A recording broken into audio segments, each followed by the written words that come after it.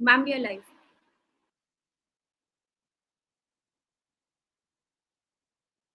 Hello, everyone. Today we are going to talk about continuing from what Doctor did last week. We are going to talk about how COVID-19 is affecting people. Today's topic is, can you pull up the first slide, please? Today's topic is COVID-19 and the depression connection. Now, a lot of people, I may not be wrong if I say that in at least the cities, most people have got COVID, and most of people also know the kind of symptoms they suffered with, and some people had a milder COVID, some people had a severe COVID, and COVID has, whether you agree or not, COVID has affected all our lives in a very, very strong way. It has been very impactful, and for some people, it has been devastating. And we are going to try and cover how it is affecting mental health. Basically, it's an explanation as to why COVID-19 is followed by episodes of depression. Next slide, please. Thank you, Sakshi.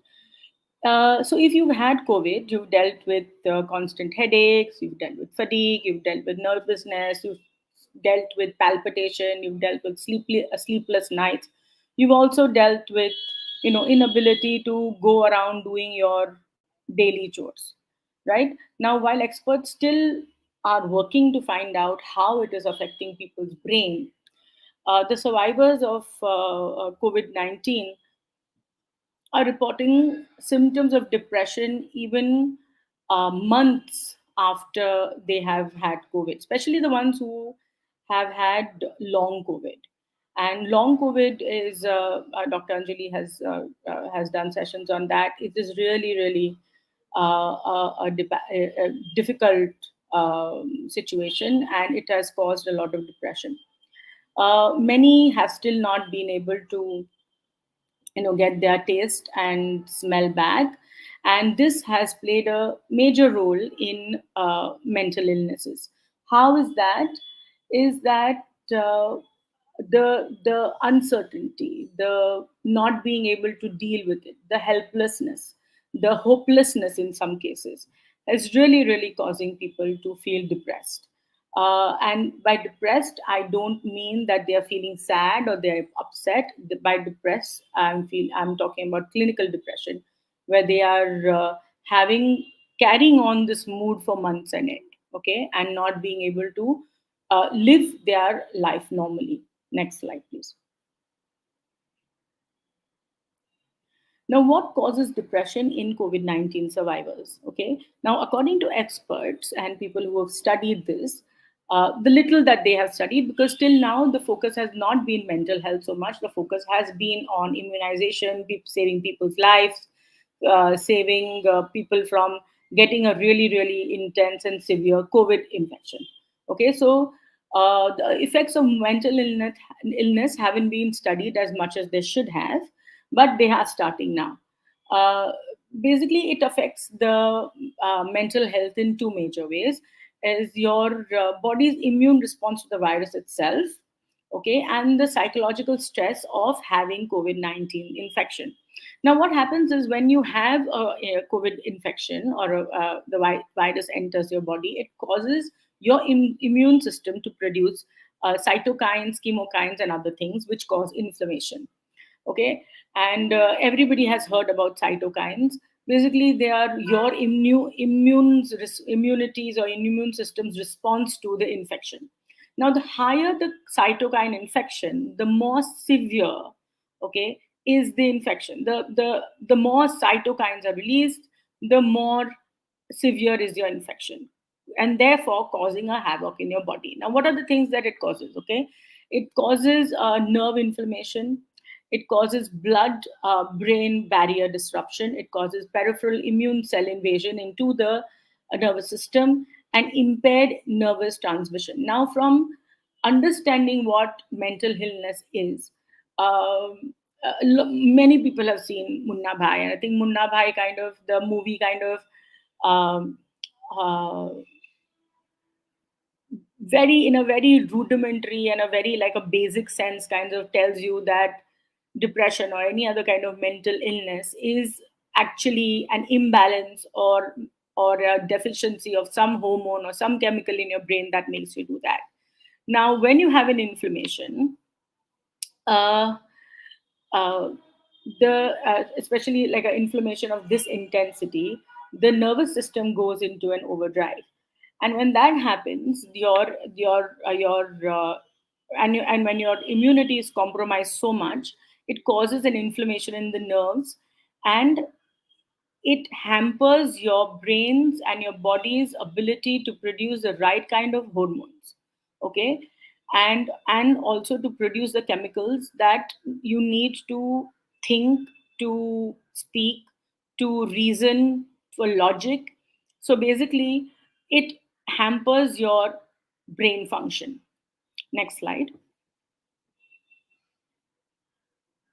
Okay. All these that we discuss right now represents a root of psychiatric disorders like depression. Okay, this suggests that there is a very strong, okay, correlation between the infection of COVID-19, okay, and mental illness, especially depression. Other psychological factors that cause COVID-19 survivors to get depressed are people who have had COVID-19, uh, especially the ones who did not stay in the hospital, are suffering from anxiety, they're suffering from disturbed sleep, they're suffering from palpitations in the night, they're suffering from not being able to, they feel that they get breathless and they cannot breathe. Okay, these are the symptoms associated with anxiety. But the ones who actually did get hospitalized, right? Now, these people have higher levels of PTSD, have depression, have anxiety, have OCD, and this is all studied. Studied show that the conditions came from emotional and mental stress. Okay, now what are the emotional stresses that people felt, especially the ones who were hospitalized? One was extreme social isolation. When you were in the hospital, and if you've had family or you've been to the hospital with COVID-19, you must know that nobody came to see you, that food was given to you outside, that the doctors did not come to see you, the nurses came with a whole gear where you could not see anything but their eyes, you couldn't talk to anybody. It was a very very isolating, especially in a culture where we are used to people taking care of us when we are unwell. This was a very very isolating situation. Okay, psychological impact of severe and a potentially fatal illness. When you see people around you dying, when you see that there are other people in the hospital that did not make it, that there was a lack of oxygen and they did not get oxygen and they passed away because of oxygen. Okay, it causes a lot of stress and trauma. Concerns about infecting other people. Now there was people who were constantly sanitizing things. They were constantly, cleaning themselves, having bath. They would go out, come back, have a bath, again go out, come back, have a bath. This kind of a caused a lot of kind of obsessive compulsive actions by people. Stigma related to COVID-19 infections. Now, unfortunately, there was a lot of stigma, at least in the first wave and the second wave. There were a lot of stigma associated with people who got COVID 19. Okay. People were not obviously going to their houses, they were blaming that person for the infection. Uh, they were not they would not even pick up the phone and chat. They would not go to the balcony and say hello to them, thinking that the COVID infection will jump to them.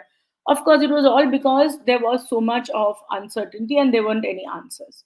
So, I mean, these were the factors that kind of contributed to an emotional mental stress. Next slide. Okay. Now, there are some studies that have been done. Some, not too many, but some studies since the first wave of COVID-19. In these studies, researchers found that females and the people with previous psychiatric diagnosis itself. So if they had a psychological or a psychiatric illness that they were dealing with and got COVID-19, okay, they had a flare up. They had even if you had a physical ailment, you had a flare up of that physical ailment. Similarly, if you had a mental illness, there was a trigger. The COVID-19 was a trigger. So people stayed in the hospitals longer because of their illness. They came back with a trigger and they came back feeling worse than they were what they had gone with. So if you had a mental illness for many years and you were feeling much better, you came back from the hospital feeling extremely triggered and getting those mental symptoms back. In addition, young people with COVID-19 showed higher levels of, so this everybody knows, even in the HPFI OPD that Dr. Meenakshi was running, we had lots of children who came to say that we can't sleep in the night, we're very anxious, we are not going out, we're feeling very sad, we're not meeting people. So it had a major impact on young children also. Experts still need to, now the thing is that we, like I said before, we still need to study the impact of this. We need to figure out the biomarkers, what it does to our physiology, uh, and our moods, and it needs to be studied very very in detail, because we are going to feel the impact and the effects of this for many years. These 3 years have been really really difficult, and we are going to face the problems, and we are going to face the impact of it for many years, especially with our teenagers, our elderly, our people who are compromised. Uh, our, it is going to a hard. It's going to be a hard few years for people to get back their mental health. Okay, there's a lot of research that needs to be done on the effects of the pandemic and mental health. But if you think that you are depressed and you have some of the other symptoms that you feel that you're not mentally fit, don't hesitate to speak to your doctor, and don't hesitate to get help, because this is a good time to get help. And there are so many agencies who are willing to help you, whether they are NGOs, whether they are non-profits, whether they are people, the government helplines. There are so many NGOs that are working to help you. So this is a good time to ask for help, and you deserve to be helped. Thank you. That is the end of this presentation. If there are any questions now, I will take them.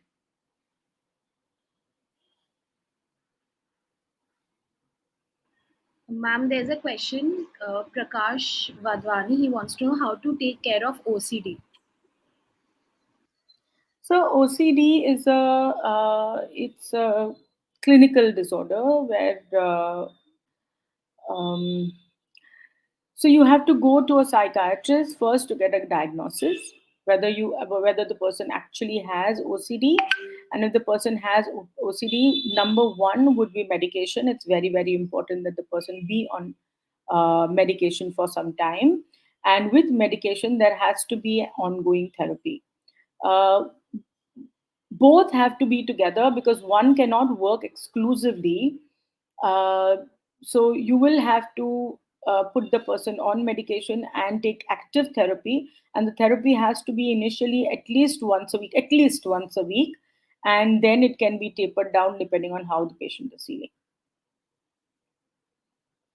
Ma'am, another question is: does laziness is laziness also a part of mental disorder? Like, can it be a symptom for mental disorder?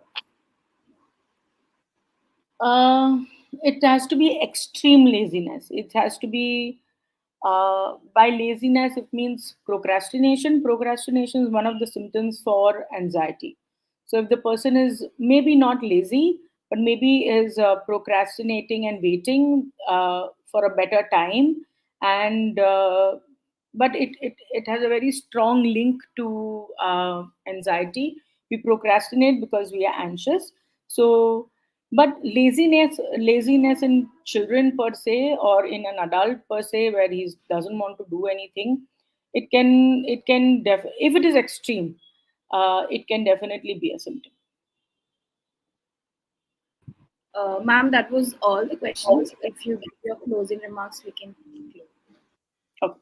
So, like I said before, if there is anybody who needs help, please get help now, because this is a people are waking up to the fact that COVID-19 has caused a lot of mental health illnesses, and there are lots of NGOs and lots of professionals who are waiting to help people.